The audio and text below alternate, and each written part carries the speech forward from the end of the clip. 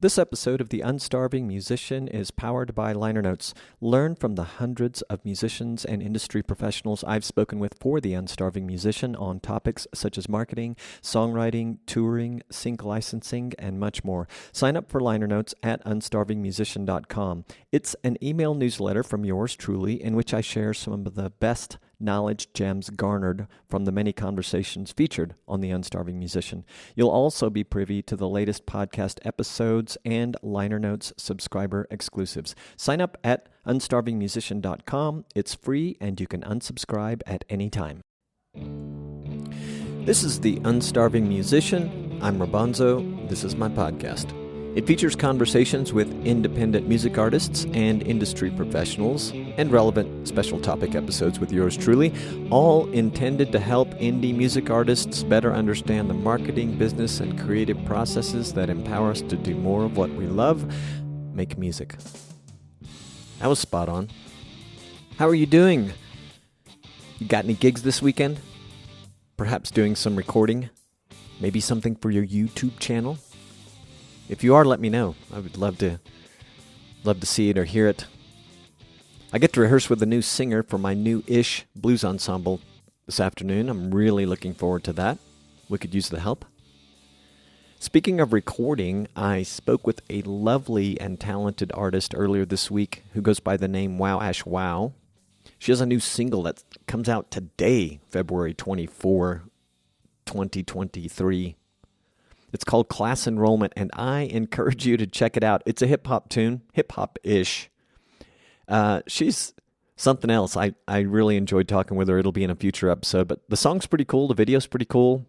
It's nice production all the way around. I think you'll enjoy it. Hey, as always, I like to mention that the Unstarving Musician needs support to keep the lights on. You can support us in many ways. You can follow us on Apple Podcasts or wherever you find your audio. You can tell a friend about us. Or you can visit unstarvingmusician.com/crowd sponsor or the show notes for this episode to learn about the many ways of offering your support. And we appreciate it. Before I get on to today's guest, this is actually a rewind episode. But it still has a guest in the form of Tom Meany, the singer-songwriter from Austin. But before I get to that, I want to let you know about another amazing podcast called the Gigging Musician Podcast. And the reason I'm telling you is because the host, Jared Judge, has been on this podcast, and he's given shout-outs to the Unstarving Musician. And I really like his podcast. I need to listen to some new episodes, in fact. Jared says that playing music for live audience is one of the most rewarding things on the planet. I would agree with him. On his podcast, Jared dissects everything that goes into being a successful gigging musician. You can hear it at Gigging Musician, actually www.giggingmusicianpodcast.com or wherever you get your podcasts. And I encourage you to check it out. It's really great. You can even find me on an episode, and I'll put a link to that episode in the show notes for you. So my guest, yes, is Tom Meany. This episode featuring Tom Meany was originally recorded or originally published in June 2019, and this is a rewind edition, as I mentioned. I've edited the conversation to be more succinct and somewhat more relevant. Tom has appeared in 2 episodes of this podcast. In his first appearance, Tom and I spoke about house concerts, and this was the beginning of my interest in house concerts when we did that, and as fate would have it, I was able to do my first house concert in February of 2020. Shortly thereafter, you know what happened that following March. You may or may not know that I've somewhat recently relocated, or since then have relocated. Gosh, I'm already up on a year, I think, in that, having moved from Panama to Querétaro, Mexico. It's almost been a year since we've been here, my wife and I. And having done so, I'm reestablishing myself in a new music community. As such, I hope to do more house concerts soon. Since this podcast, The Unstarving Musician, first began, episodes have been more heavily edited, offering you a better listening experience. In the early days, I had an attitude of low editing or no editing. If you go back and listen to the original version of this episode, you'll notice the difference. In any case, I hope you'll enjoy this rewind edition of my conversation with Tom Meany. In this conversation, Tom and I talk about the Austin music scene, the singer-songwriter, let me try that again, the Singer-Songwriter with Tom Meany podcast, Rejection, writer's slump, which Tom was actually going through at the time we spoke, songwriting groups, songwriting advice from Cyndi Lauper and Shannon Curtis, email marketing, getting paid, and more. Please enjoy this special rewind edition conversation with me and singer-songwriter Tom Meany. Thank you so much for joining me again after the major fail last week. It's my pleasure. I mean, I think I rambled a bunch anyway, so. Yeah, we're going to try and be more succinct this time, aren't we? Yeah. Both of us. On my to-do list now is to document the fallback procedure so that I'm not scrambling like I was. And the funny thing is I've used that method to record before one other time, and it was a scramble, but I got it done, and for whatever reason I just didn't do it right last time. Well, I know you had a bunch of stuff was going on around the internet and all that being down, so, that's understandable. It does tend to hinder the process. So well, by the way, so it's only been a week since we spoke, and today is June 14th, but has anything exciting happened since last Friday? To be honest, I have been just doing a lot of work. I've got a show tonight that I'm excited about out in Dripping Springs, which is about 40 minutes from where I live in Buda, which is south of Austin. So wait, you live in Buda? Yeah. Oh, I didn't know that. Yep. Well, dang it, I want to go there because I feel like Austin, to a degree, has been ruined. I know it's still a lovely place, and I intend to go back and spend time there. But it's just like everybody from Silicon Valley and everywhere else in the country are moving to Austin. Yeah, I'm real careful when I say anything bad about Austin, but I will tell you that it is hot. It is super congested. The traffic is, and we're now one of the top traffic cities in the country, according to some. You never know about these polls, who's taking the poll. But there was something that I read this week about we're moved up to like number 13 in the country or something like that. But it is awful, super, super, super congested, pretty much all day. You know what? When Robert Plant decides to spend time there as often as he can, and Tim Ferriss moves there, the whole place is gone. Right. It's still a beautiful place, but I know, man, that stuff is it's kind of depressing. Oh, hey, I don't know if you looked at notes that I shared with you from our last conversation that wasn't even recorded, but I wanted to start with the podcast a little bit. You had some time ago started a singer-songwriter podcast, which you're rebooting. You're kind of, rebooting, I guess is a good word, because you're going to do it just a little bit differently. Can you talk a little bit about it for listeners? Yeah, I had a podcast that was kind of aimed towards singer-songwriters that are maybe just starting out or not really at the professional level or full-time musicians.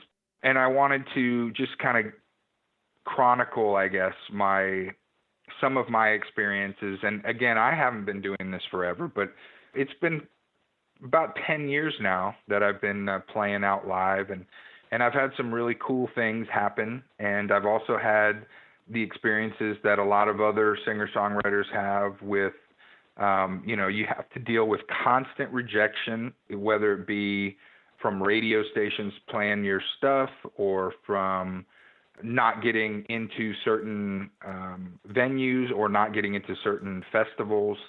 So I just wanted to talk about those things and also, maybe share some advice on things that I've learned over the years with recording, producing CDs, playing house shows, trying to book shows, touring, things like that. Cool. That's pretty soon. I'm going to promote the piss out of it, if I may use that language on my own podcast. So be sure to keep me posted. Yeah. I want to go back to something you said earlier related to topics that you talk about. And one of them is constant rejection. Can you talk a little bit about one of your standout types of rejection and how you've learned to deal? Well, I'll tell you, there's so much of it. I mean, it's like if you follow the stories of maybe actors, if you watch their interviews on TV or maybe over a podcast, you know that actors might go on a couple auditions a week or a few auditions a week if they're lucky, and multiply that by 4 weeks, and they may not get anything, which is why they have to work at restaurants. That's kind of what they do in LA, I guess. So I can't even imagine that much rejection. But in music, you're being rejected from when you submit to play festivals or when you try to book certain venues, and there's a lot of reasons why you would be rejected. So there's nothing wrong with feeling bad about it. That's your natural emotion or your natural reaction is, why don't they like me? Or what's wrong with me that, yeah. Why are some of my peers being able to play this venue and I can't get in? Or why did some of my peers get into this festival and I can't get in? And that's kind of like how they were talking about Instagram and how it's affecting society, because all you're seeing is the very best pictures of somebody's life, and they're made up, they're photoshopped and airbrushed or whatever. And so you think that person's living just a fabulous life, but at some extent people might think that from seeing my social media, because I get a lot of comments, wow, it seems like you're just playing and playing and playing, and that's not the truth. What they're seeing is me upload a cool picture of a show that I played, but that might be one Saturday out of the month, and they just assume that that's what my everyday is, and that's not the case.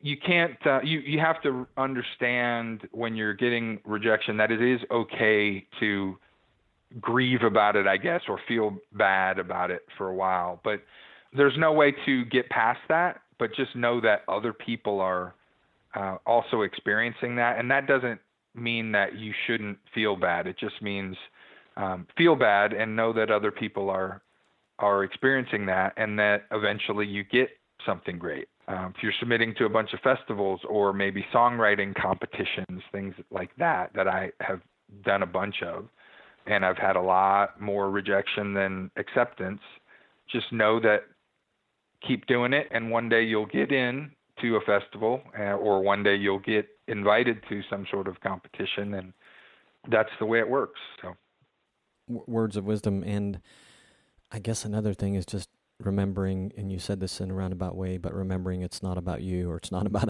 us all the time, and seldom is. It's more about what's happening with whatever, the person, the festival, the venue. Oh yeah, and I'll say this, and I think Adam Carolla is where I kind of picked this up, and that's another podcast that I listen to, and it's really cool because I was a huge Adam Carolla fan, and politically he and I are on opposite sides of things, but there are some things that he repeatedly talks about, and one of them is kind of like work ethic, and some people will tell you that you just need to take the leap. If you want to do this, you just need to take the leap and become a full-time musician. And Adam Carolla is completely has the opposite philosophy, and so do I. I think you need to be able to pay your bills and then work your butt off at night doing your music until you have so much work doing music that you can get out of that day job. One of the things he was talking about is that when you get rejected, one of the things that you do is try to justify it in your head, but you also have so much self-doubt. Why don't they like me, or what is it about me? And sometimes you'll kind of go back at them and say, hey, how come this person can get in and I can't get in? But the fact of the matter is, for whatever reason, you were not right, or not what they were looking for. And it does not matter what you say or do. It's not going to change that. so you can try again later if it's something that comes around, yearly, if it's a festival or something like that. But again, I would never say don't cry over spilled milk or whatever, because you have to, and that's the natural thing that happens whenever you are rejected. It always sucks and stings. Sometimes it stings for a little bit longer than other times, and it's okay. Just know that it's okay. And eventually, just like in a relationship or a breakup, and everybody's been through it, eventually you get past it. But when it's happening, you think you're going to die. But right, time does heal. Time does heal. So, I mean, it is just a part of anything showbiz related. Yeah. I mean, anything. Yeah. I'm kind of reminded of this kind of advice for sales, and that is oftentimes no just means no right now, but not necessarily later. So remembering that can help too. Right. And that sort of puts it in perspective. I have to ask you about something else. Let's shift gears again, because we talked about this a little bit last time, and I think listeners would appreciate hearing your story. But you confessed to being in a bit of a writer's slump, I think were the words you used. And I know it's only been a week, but we talked a little bit, and I shared the words of Shannon Curtis last time we spoke on writing. But how is that going? And can you share again? That particular chapter? I was a part of. Not only was I a part of these songwriter groups, I actually started a relatively large songwriter group a couple years ago. Ray Prim, my good buddy, and you've had him on the show. He was a part of Bob Schneider's song group. Bob Schneider is a very big name in Austin and all over the country, really. He's been in multiple bands, but the most important thing relating to this story is that 15 or 20 years ago, he and a singer-songwriter named Casey Crowley started this group where they were just hanging out, them and a few other musician friends, and they decided to write a song a week, and they would meet in person, and then they would have a prompt, like a word or a phrase, and they'd say the prompt, and then a week later they'd all meet up again and sing the song that they wrote that contained that word or phrase or idea. So that became it was a mythical thing, because nobody actually saw it in person, because it was only a very small group of people. And then as time went on, Bob would talk about it in interviews, and Casey Crowley would talk about it in interviews. And then people started copying that format, and now everyone does it all over the world.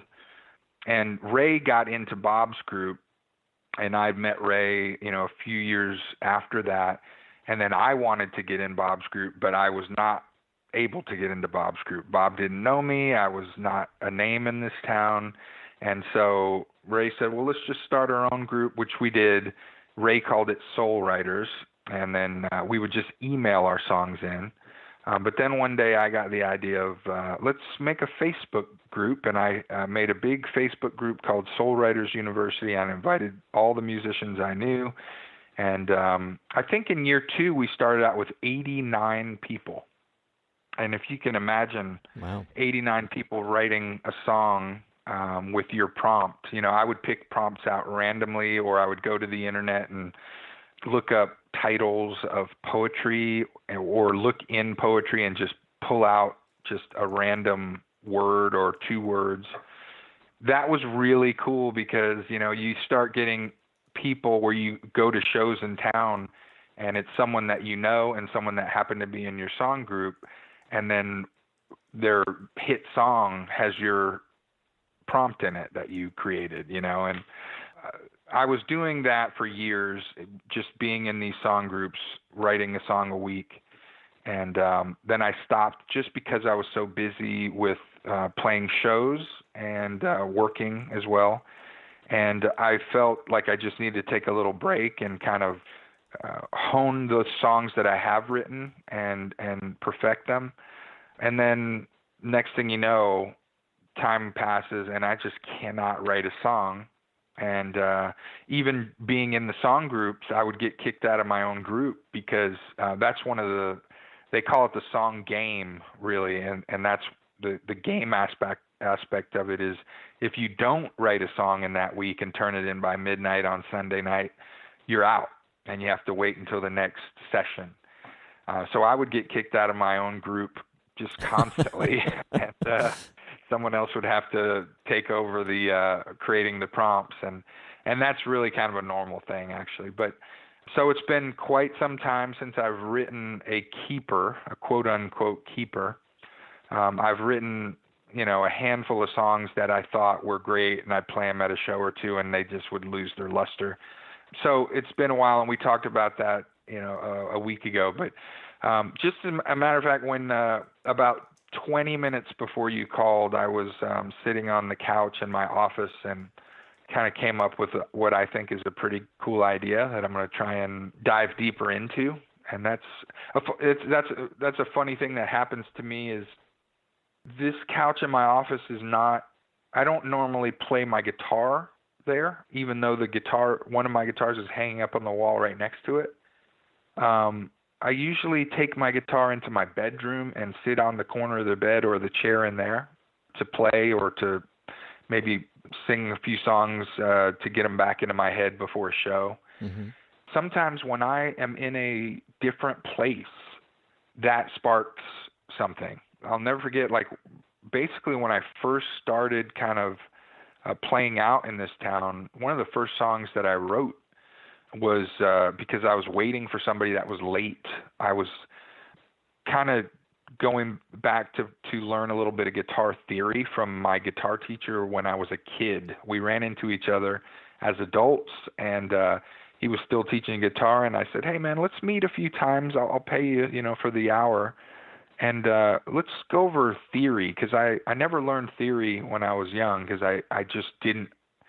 As much as he would want to teach it to me, I just kept, no, I want to learn the stuff I want to learn, which is tablature and the cool songs that I knew. Anyway, I started seeing him again. One day he was late to our lesson. I was just sitting on the bench outside the courtyard in this building where the guitar lessons were, and I wrote a song called Over You, and that was pretty much the beginning of my songwriting, the beginning of me. This whole thing really was that song Over You. So it seems like when I'm in an unfamiliar place and I have my guitar and I just start fiddling around, things oftentimes spark up. What did you think about, or did you think about at all, our conversation regarding what Shannon Curtis says with making those appointments? And in her case, they're, I think, about 3 hours long with herself weekly. And I remember that you were particularly interested in a comment she made about spending the first hour trying to clear all the obstacles out of her head until productivity began. Yeah, I mean, I'm taking that to heart. That is, I haven't practiced it yet, I guess is a good way to say it. But I have went to the Cyndi Lauper video that you sent me, and I basically she's saying, and this is a common thread from a lot of experienced songwriters that have been around a long time, and basically you're going to write 100 songs, and you may write 100 songs, and 4 of them might be great, and so you need to write another 100 to get another 4, and that's the way it works. And by doing that, it's like going to the gym for your that part of the brain that creates songs. Yeah. You're exercising the brain. But if you can keep in your head that the idea that the song you're writing, even in the middle of it, might start to suck to you, and you should just finish it. And I don't always practice what I preach, but I do know that works. I do know that it works, and I don't always practice what I preach. And I don't know what it is psychologically that causes a block, but I know that now I think a little differently than I did maybe 4 years ago, as far as the process of songwriting and about the music industry. But there are certain things that are keeping me from continually just finishing songs that I know that are bad. And maybe it's an ego thing, like people expect something out of you, and the reality is people don't expect anything from you. They're living their lives. But something about the creative, our creative mind, we have a little bit of an ego, and that's just inherent with people that want to share their art with others. So it's okay. But something is causing a block, and something is keeping me from doing the things that I know are logical in creative work. And that is, you sit down and write, regardless of what it is. Just like a lot of authors will have the same statement about, they wake up and they just write, whether it's stream of consciousness or something they remembered from a dream. They just write, even if it's babble, and that keeps that muscle, it keeps the brain workout going. But that is one of the interesting techniques. That one stands out to me, what you mentioned about Shannon Curtis. Yeah, and let me read that again. I know you and I have talked about it and probably read it ad nauseum on our own, but let me read that for listeners here. And you can find this quote and others that she so graciously gave me at unstarvingmusician.com, and just search for Shannon Curtis and you'll find her episode. She's been on one time, but she said about routines and habits that have served her best. She said, I make appointments with myself to write. I no longer wait for inspiration to strike before I sit down to write. I give myself at least 3 hours of uninterrupted time to write at a stretch. The first hour is generally me fighting with and eventually clearing away distractions my mind wants to take me to. The second and third hours are where the real productivity happens. I've learned to treat writing like a job, not like a whenever the spirit strikes sort of whim. I think that has really built my songwriting muscles so much that when I had a compressed amount of time in order to write my last album, I was able to go into my studio and write an entire record's worth of songs in about 2 weeks. But that is the one that we are referring to, and I will also place a link to that Cyndi Lauper video. So Spotify's search kind of baffles me a bit, but they have had a series, which I think is probably easier to find on YouTube, but The Best Advice I Ever Got, and it features a number of different artists answering the question, and I just happened to run across this one by Cyndi Lauper, and it kind of speaks to being satisfied with one's work and how that doesn't matter as much as just keeping the work going. And so I'm glad we talked about this again, because a little project of my own is to work on a second edition of the Unstarving Musician's Guide to Getting Paid Gigs, and it's a second edition to kind of update it, make it a little better, and also get me thinking about another Unstarving Musician's Guide theme. But it certainly takes just sitting down and doing, as Shannon so wisely shares with us. Tom, you and I also talked about what I think were some pretty cool email tips, because we both realize the importance for music artists, among other entrepreneurial people, of an email list.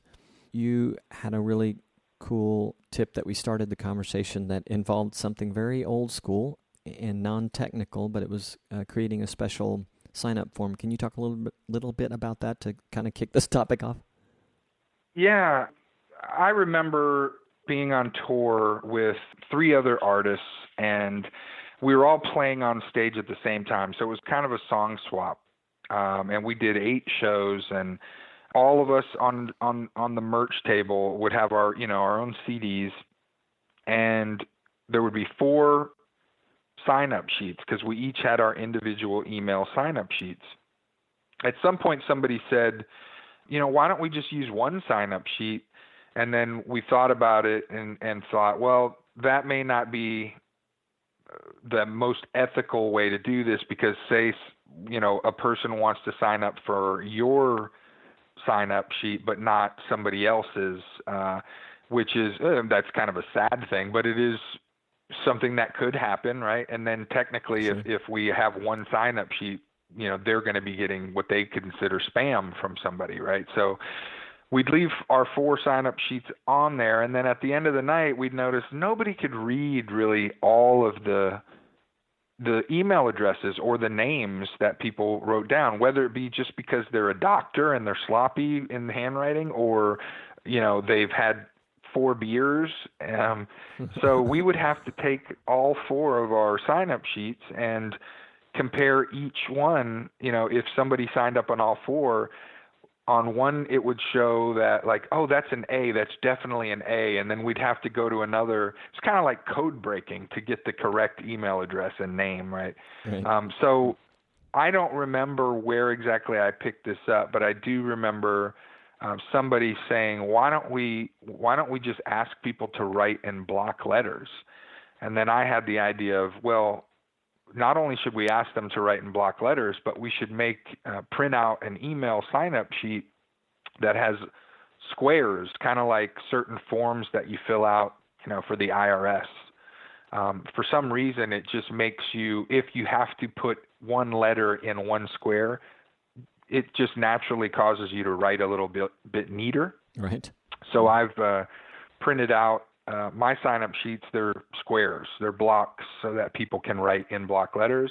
And I have probably a 75% accuracy rate, maybe more than that actually, but before definitely 50%. Just some people are writing in cursive, some people are drunk and it's all over the place, and so using a block letter sign-up sheet is one of the best things I can advise people to do for shows. But you definitely need those email addresses.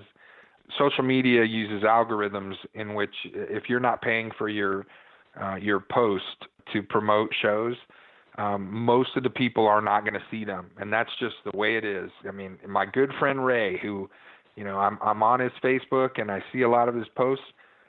I'll ask him on a Friday night, hey, what are you doing tonight? What are you talking about? What am I doing? I've been posting about this show for 2 weeks. I never see it, I haven't seen his post in a long time either, and that makes me upset because his posts are so funny. It's all about some kind of algorithm that humans cannot understand. So email lists are the most reliable way to get out to your fans. You just have to make sure not to take advantage. Don't send too frequently. Once a month, in my opinion, is the best way to do it. So if you've got 5 shows that month, just list them all in that one email and make sure that you're targeting the right audience. For example, if, my email list has grown and I've been in, New England, I've been in North Carolina, I've played shows kind of in different states. And so there's no sense in me writing an email to people in North Carolina about shows that are in Texas. So if you do that too often, they'll unsubscribe. Yeah. So things like MailChimp allows you to, and that's a free service. There are, upgrades available, but it's a free service, but it allows you to segment your email list by state or city or zip code. So if I'm playing a show like tonight in Dripping Springs, my email is only going out to people in Central Texas.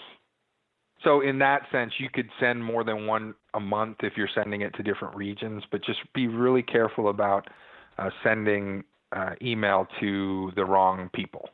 Yeah, indeed. We also talked about some getting into sort of the techie tips. We talked about things like placing QR codes on those sheets or on a poster somewhere at your gig.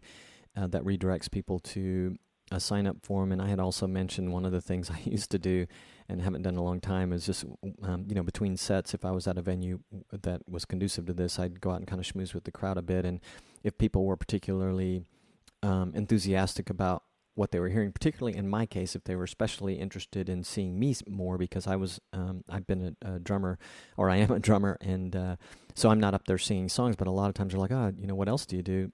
So those people, I would just hand them my phone ask them if they wanted to find out where I was playing next, and if yes, would they like to find out by email, and if so, just hand them my phone, and I'd just go to the homepage of my website, and the sign-up form would be there. So a lot of cool things you can do. Yeah, and another thing that we had mentioned before is we have to, as musicians, use as many avenues as possible in order to get paid.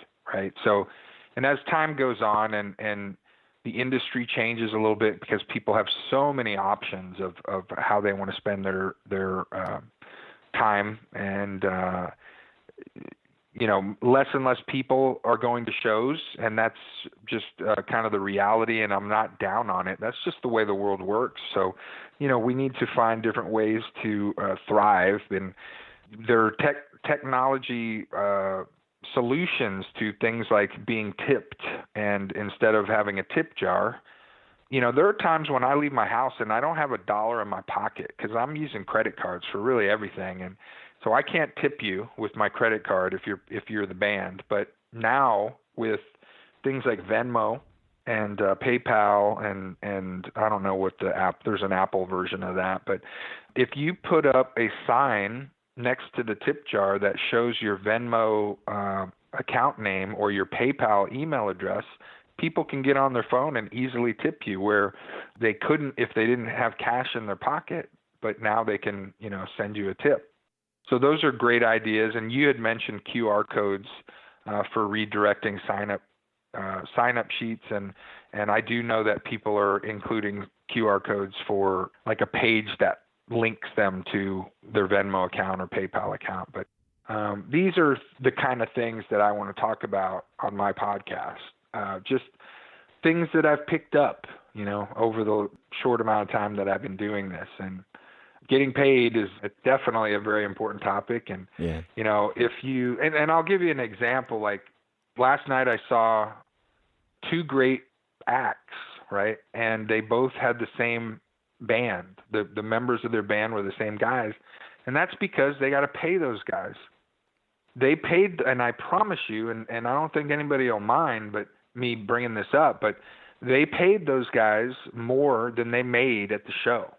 And that is unfortunately the way that it works, especially in Austin and Nashville. Mm-hmm. If you want to put on a great show, you need to hire the hired guns, the guys that are going to show up prepared, and they cost money. I know that if I want to play a show, I'm not going to make as much at the door as I'm going to pay the band. So I need to do everything that I can to sell my USB flash drives or CDs, which really don't sell anymore because nobody has a CD player, and make tips. And the reason you would say, well, why would you play a show that you're not going to make money at? You have to kind of pick and choose your battles in this thing. And if you are playing a show at a venue that that there will be people at that you have the opportunity to turn into fans, that will later purchase your music online or see you at other venues or house shows where you will get paid a lot of money, then it is worth it. Pick and choose your battles. Consider when you're booking shows, is this going to do anything for me, or am I going to walk out of here crying with my head down and shame, because nobody was listening because it's the wrong venue. It was a bar and a restaurant, and you play mostly emotional, slow songs. Maybe that's not the right gig for you. Right.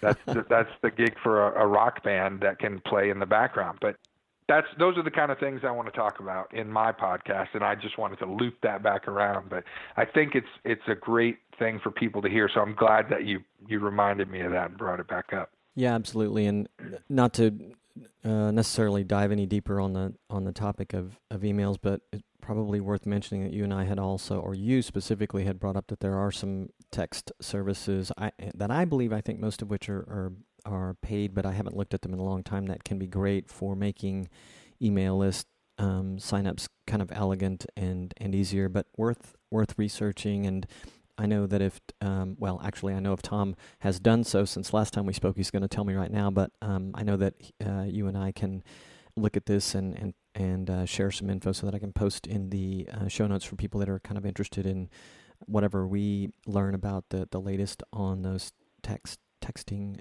services. Tom, do I remember correctly? I know I do, that people can find out everything that's going on in your world at tommeny.com, spelled TOMMENY.com? That is correct. It's got links to my shows. It's got links to the podcast, which right now, if you click it, it'll say coming soon. But you'll at least get to see the great podcast artwork that Chris Taylor did for me. But it also has links to my Spotify and other media, pictures of shows and things like that. But that is the central hub for all things Tom Meany. Awesome. And your music is fantastic, so I hope people will check that out. Tom, thank you for joining me again.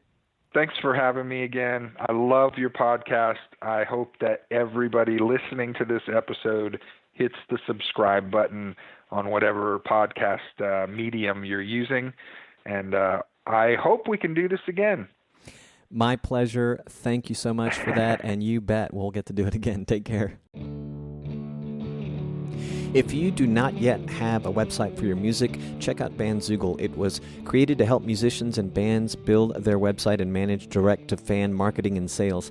Bandzoogle features amazing design options, a commission-free store to sell merch, music, tickets, and you get detailed fan data. And there's more. Try it free at bandzoogle.com. Use the promo code ROBONZO, that's ROBONZO, to get 15% off your first year. You've been listening to The Unstarving Musician with Robonzo. That's me. Please follow us on Apple Podcasts or wherever you get your podcasts. You can find links and mentions for this episode at unstarvingmusician.com. Thanks again for listening. Peace, gratitude, and a whole lot of love.